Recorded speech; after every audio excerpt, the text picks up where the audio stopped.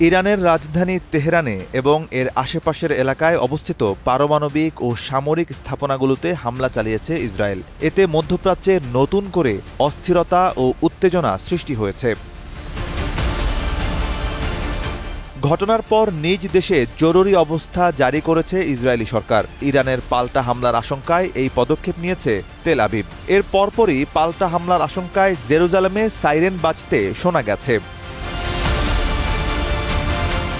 আন্তর্জাতিক গণমাধ্যম Times of ইসরায়েলের এক প্রতিবেদন থেকে জানা যায়, তেহরানের পারমাণবিক অস্ত্র তৈরি ঠেকাতে ইরানের পারমাণবিক স্থাপনাকে লক্ষ্য করে হামলা চালানো হয়েছে। ইরানের সংবাদ মাধ্যম এবং প্রত্যক্ষদর্শীদের বরাত দিয়ে ইউরেনিয়াম সমৃদ্ধকরণ অঞ্চলে ইসরায়েলের হামলা চালানোর বিষয়টি জানানো হয়েছে। ইসরায়েল এই অভিযানের নাম দিয়েছে রাইজিং লায়ন।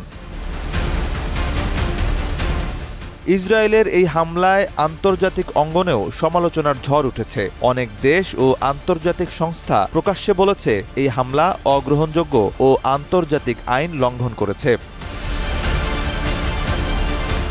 বিশেষ করে 4 মুসলিম দেশ ওমান, ইন্দোনেশিয়া, সৌদি আরব ও পাকিস্তান স্পষ্ট ভাষায় এই হামলার নিন্দা জানিয়েছে। তারা বলেছে এটি আঞ্চলিক নিরাপত্তা ও স্থিতিশীলতাকে হুমকিতে ফেলে দিবে। ওমান নিন্দা জানিয়ে বলেছে, ইসরায়েলের এই হামলা বিপজ্জনক ও অগ্রহণযোগ্য। আন্তর্জাতিক সম্প্রদায়কে দেশটি অনুরোধ করেছে যেন তারা দৃঢ় ও স্পষ্ট পদক্ষেপ নিয়ে এই আগ্রাসন বন্ধ করে। ওমান মনে করে এই হামলা আন্তর্জাতিক আইন ও জাতিসংঘের নীতিমালা লঙ্ঘন করেছে। ইন্দোনেশিয়া বলেছে, ইসরায়েলের এই হামলা অস্থিরতা আরও বাড়াতে পারে ও মধ্যপ্রাচ্যে অগ্নিসংযোগ ঘটাতে পারে।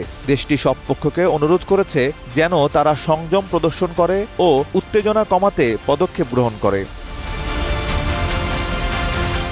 সৌদি পররাষ্ট্র মন্ত্রণালয় জানিয়েছে, ইরানে হামলা দেশটির সার্বভৌমত্ব ও নিরাপত্তার সুস্পষ্ট লঙ্ঘন। আন্তর্জাতিক আইন অমান্য ও অগ্রাহ্য করে এই ধরনের পদক্ষেপ গ্রহণ অগ্রহণযোগ্য বলেও উল্লেখ করেছে সৌদি সরকার।